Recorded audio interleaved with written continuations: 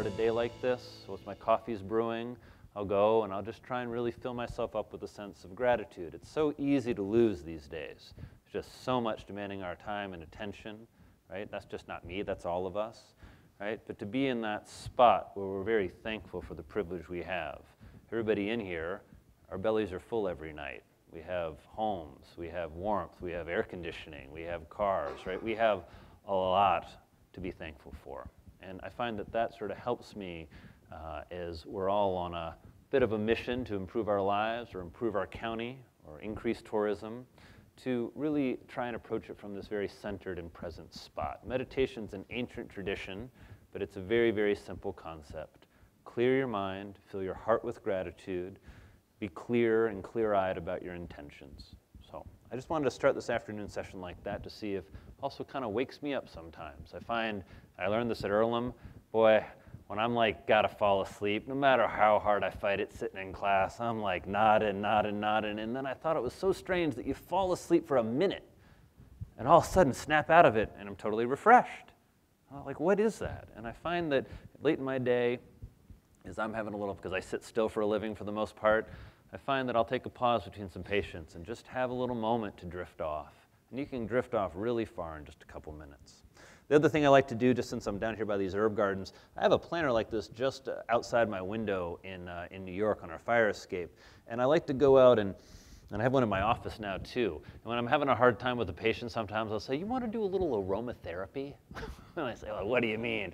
I say, here, you in the mood for a little basil or a little lemon verbena or a little chocolate mint? You know, you're looking like a chocolate mint kind of mood, right? And just kind of just grind it up and take a nice smell. And I just find that is always uplifting for me, right? Just to that intense herbaceous smell that you know, not only means delicious food, but I don't know, it just always activates something in my brain that is pure and good and simple. And so in all the chaos of my life of New York and family and kids and all the chaos of your life, I hope there's just a couple, besides the food, just a couple simple tools. When I think about the pillars of mental health, it revolves around food for sure.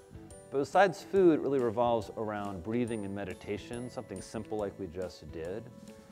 And moving my body. Our first conference was Connect for Success, and that was really about getting people to talk, and to even locals to say, it's not that they weren't talking, but really getting out of their establishments and saying, how can we work together? What kinds of things can we create? How can we think outside of the box in terms of what we create so that it becomes more unique and different? Because that's what sells us. It's, if we have the same that others have, why would they come to Wayne County for tourism? So the more fun, the more out of the box, the more volume we can do, the more business we get. And so that was Connect. Then we had Create, and that was essentially working together and creating those out-of-box kind of experiences.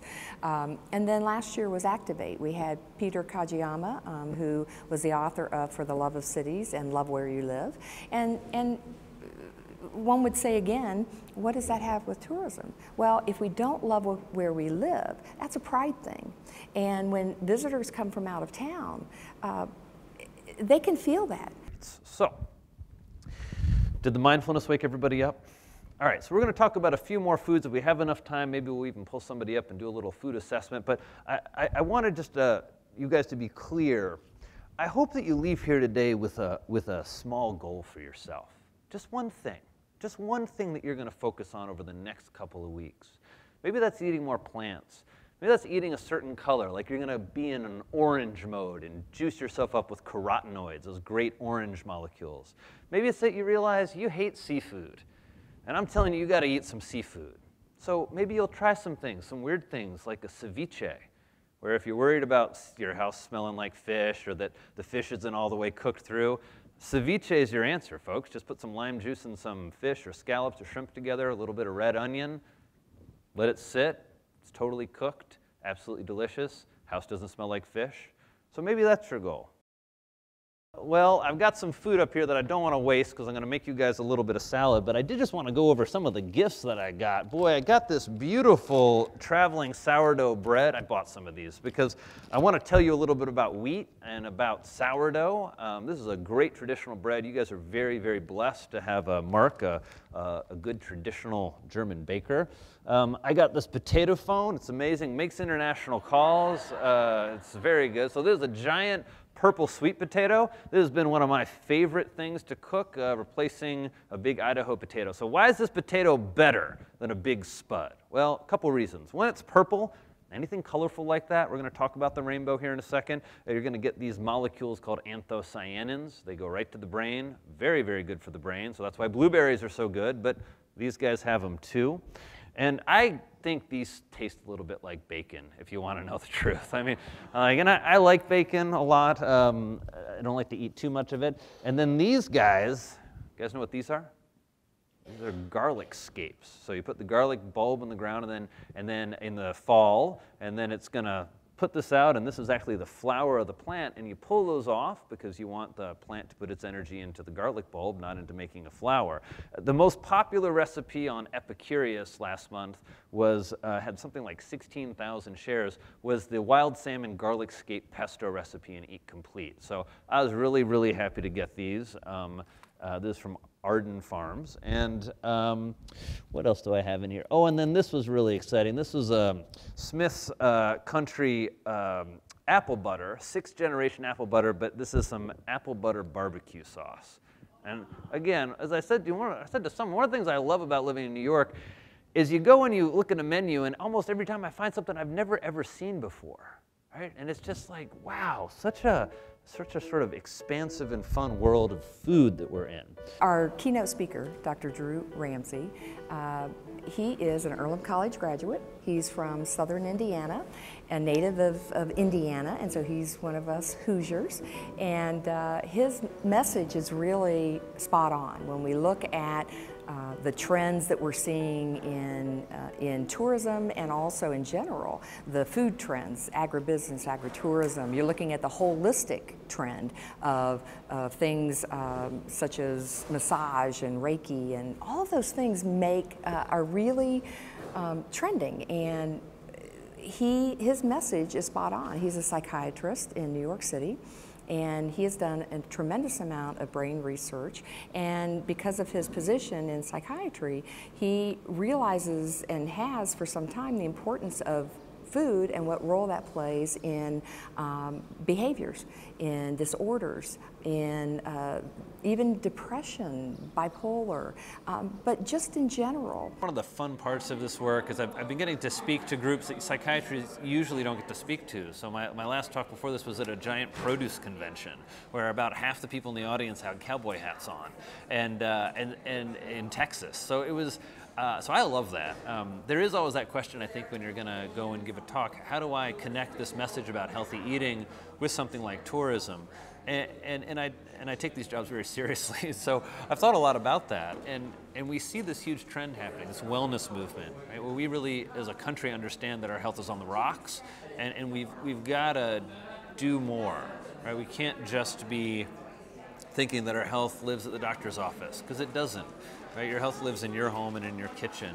And so my hope today in speaking about tourism, and this, this is a great and very meaningful place for me. I mean, I moved to Wayne County when I was 18 years old and stayed here for 4 years, going to Earlham.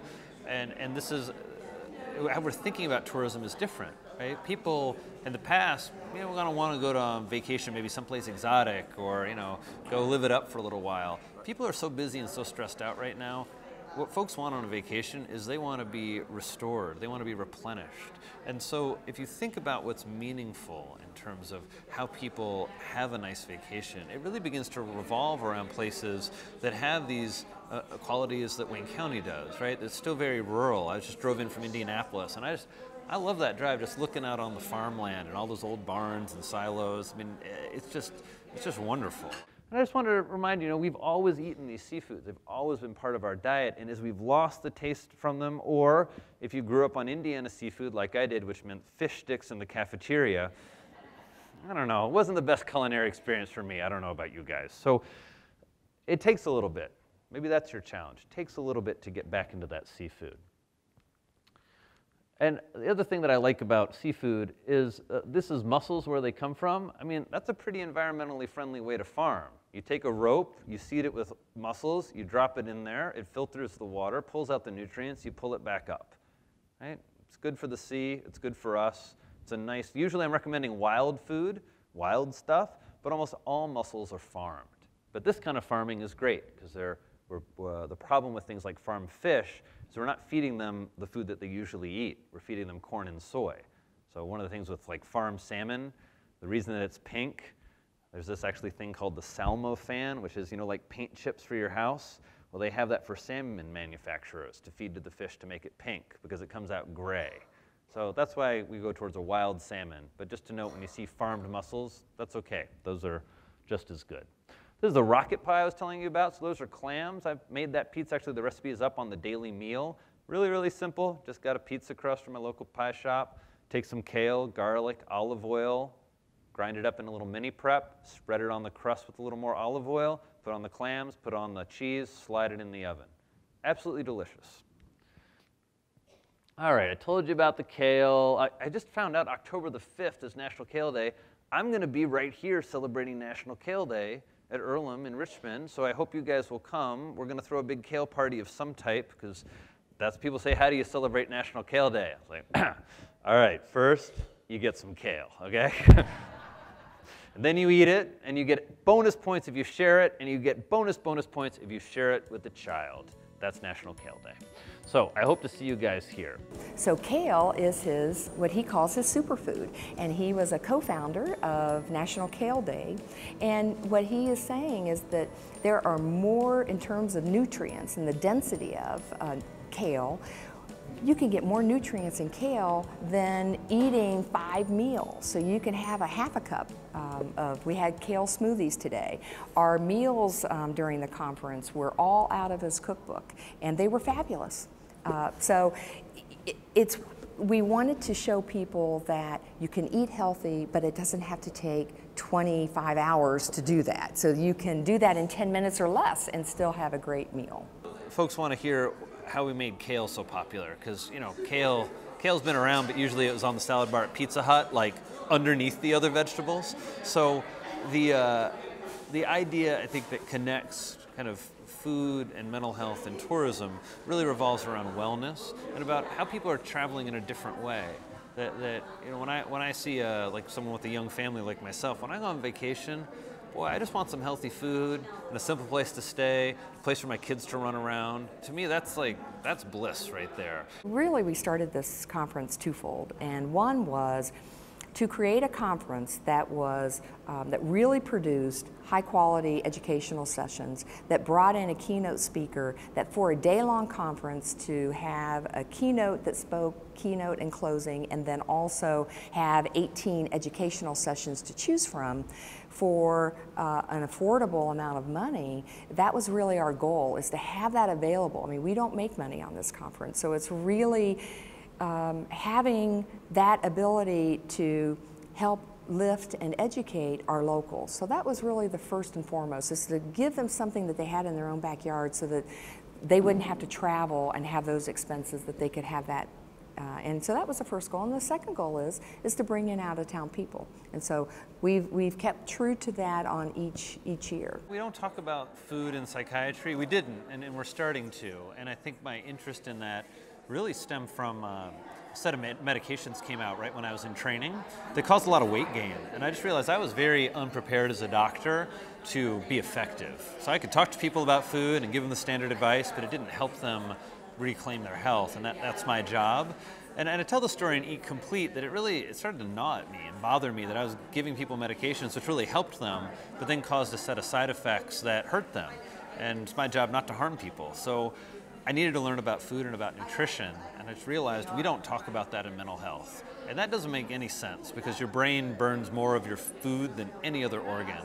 And so I just really dedicated my time to learning everything I could about nutrition and brain health, and it was a good time to do that. There's just a lot of data coming out showing that how you eat directly correlates with your risk of getting depressed, with your risk of anxiety. So it seems like a tool that should be in our toolbox in mental health, that every mental health clinician should at least be asking, hey, how do you eat? And if you say, you know, I eat a lot of highly processed foods, a lot of sugars, a lot of carbohydrates, a lot of what we call the modern American diet, that's an indication for me as a doctor, I've got a great place to intervene. Because I know if I change your food, I'm going to actually change your brain health, I'm going to change your risk of a lot of these illnesses, and I'm going to engage with you on something that you can do today. If I give you a medication, it might take a month to work. But if I give you a good recipe and some encouragement to start eating some more plants, like these beautiful plants we have here, or some real sourdough bread, that you can feel that working on yourself within a couple of weeks, but you also just get that immediate benefit. You know you're taking better care of yourself, and that just builds self-esteem for people and helps them participate in what we call self-care. So remember earlier I said I got that little rhyme for you, seafood, greens, nuts, and beans. So we've done the seafood, we've done the greens, or just the kale, but I said there's more than kale, the greens, right? Mustard greens, watercress, all of those. And now the nuts. Now nuts have a mystery to them. There's only one food group that's ever really been shown to correlate with keeping your BDNF levels high, and that's nuts. And nuts are much maligned, right? People think about nuts and they say, oh, nuts are, you know, too many calories, too much fat. Well, first of all, nuts are on sale. The USDA just issued a statement about 6-8 months ago saying, whoops, so sorry. See that number up there, 162 calories for 23 almonds? That's wrong. The amount of calories you absorb from nuts are about 25 to 30% less than that. So it's more like 110 to 120 calories. So much more nutrient density. And then again, you get your protein, you get lots of vitamin E, you get manganese and magnesium. That healthcare really starts with you.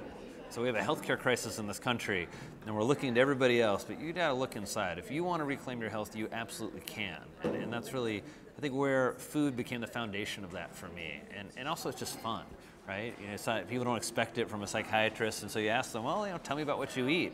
And it's funny, I have very, very smart patients who look at me and be like, well, what's the connection between how I eat and how I feel? And just kind of always pause, well, think about that question for a little while, because everybody knows if you eat right, you feel right, right? If we eat those foods that, you know, they might taste good going down, but the wrong food, the country fare food, the fried foods, we know that you don't feel well. And so it's a very, I think, simple idea, but one that we now have a lot of science that some of these nutrients and some of these foods really can help you change the dial in your health. So I think that was just, it was fun to begin with, and also just something I wanted to learn about. And I guess also I grew up on a farm down in southern Indiana where we still spend our summers, and I don't know, just like I find a lot of happiness on that farm, so I just wanted to share that message.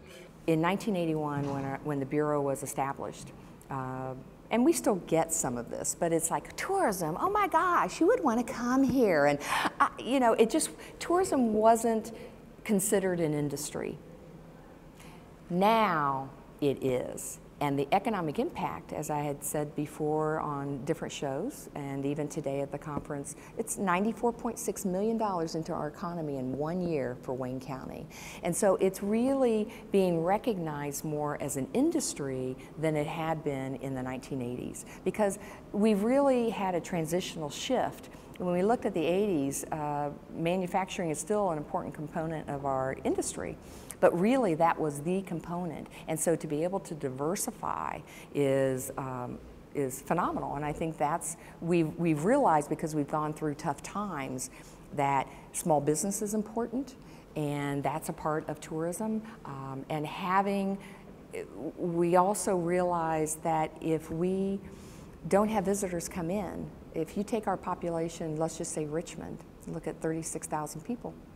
If we were not by I-70, not having US 40 or US 27, and not having visitors in, we wouldn't be able to support all these amenities.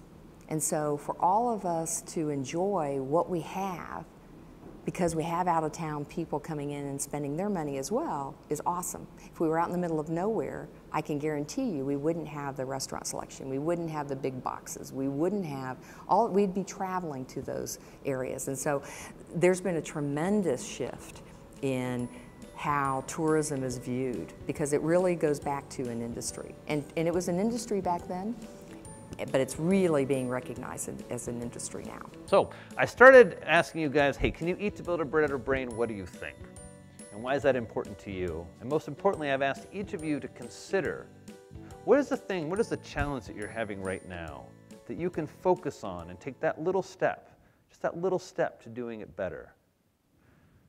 If you count brain nutrients instead of calories, that's a big, big step. You don't have to know every single nutrient, right? But you gotta know, hey, when you're eating more plants, you're getting more potassium, you're getting more magnesium. When you're eating more nuts, you're getting a little more zinc. And so that's why I've tried to give you this core set of foods, the seafood, greens, nuts, and beans that should create the foundation of your diet, and augment that with some grass-fed meat and dairy when you feel like it. To cut out the processed foods, if you are opening a package and reading an ingredient list, you're making a mistake. You're getting something out of a box. And that was not designed for your health, no matter what way you slice it. Right? So we want you to cut out those highly processed food. You should be the food processor, and you can do it all with the chef's knife. Fix your fats by getting more of those omega-3 fats and getting rid of the vegetable oils. There are only 3 fats that I use in Eat Complete, very intentionally. Olive oil, which is the main fat that I eat. Coconut oil, because I think it's kind of cool and I like that flavor and it's easy to cook with. And grass-fed butter. That's it. Those should be the only 3 fats in your house, in my opinion. Eat lots of plants, be on a plant-based diet, get the phytonutrients, feed the good bugs in your gut with those plants, and get rid of all of the simple sugars, or the majority of them in your diet, right? The honey that we grow on our farm is a simple sugar. I like that because, I don't know, I like some sweet stuff, and there's also some interesting phytonutrients in there, and I like supporting the pollinators. We had a bee farmer over here in the farmer's market, right? That gentleman is making sure that your food supply is safe, because with no bees, folks, we got no food. And we are having a horrible time with our bees in the last 10 years. So these are the goals of Eat Complete: more rainbow plants, more brain nutrient density, sensible seafood, eating whole foods, not just at Whole Foods, but the whole food, right? People are like, God, I can't afford Whole Foods, Ramsey. Eat whole foods, right? And then cook and eat together. I hope a part of what you hear in my message and part of what I've tried to include in my work is beyond all the bean counting and the nutrition, right, is sitting down together, cooking together. My first date with my wife, I invited her over. This is probably not the smoothest move, but I did. I invited her over to my house to cook her dinner.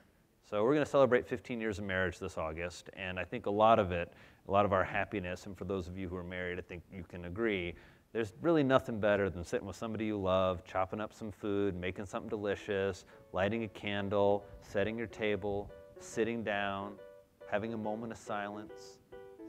smelling your food, really being present with each other and present with your food. That is the road to health and happiness, in my opinion. We all know there's an epidemic of mental health. We all know we don't have enough mental health clinicians in America.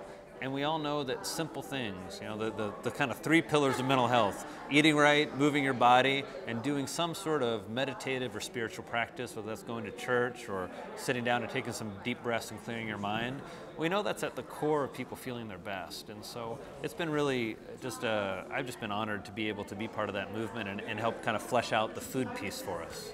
The whole entire day was fun. It was wonderful. It's great to come together, to be with people, to learn new things about what's going on in tourism. You know, a lot of times tourism dovetails with economic development, so it's important for us on the economic development side to learn what's new and how we can support those efforts. And I just think overall this is a really great conference. My husband and I opened a bed and breakfast 2 years ago, and it's now time to start marketing our venue a little more aggressively. So this was an opportunity to begin that effort. Met several new people, as well as had the opportunity to say hello to some people I don't usually get to interact with. This is my 4th time attending one of these, and I pick up something every year. I met the new chamber director down in Fayette County. We had a long discussion of what could help the regional area, so we passed ideas back and forth, so something might come from that. I sat in on the volunteer session this morning with Tracy from Cope Environmental Center, and she just does an amazing job. And what I came away with that is that she is super organized. I feel like things came off really well today. Okay. This is a wonderful facility.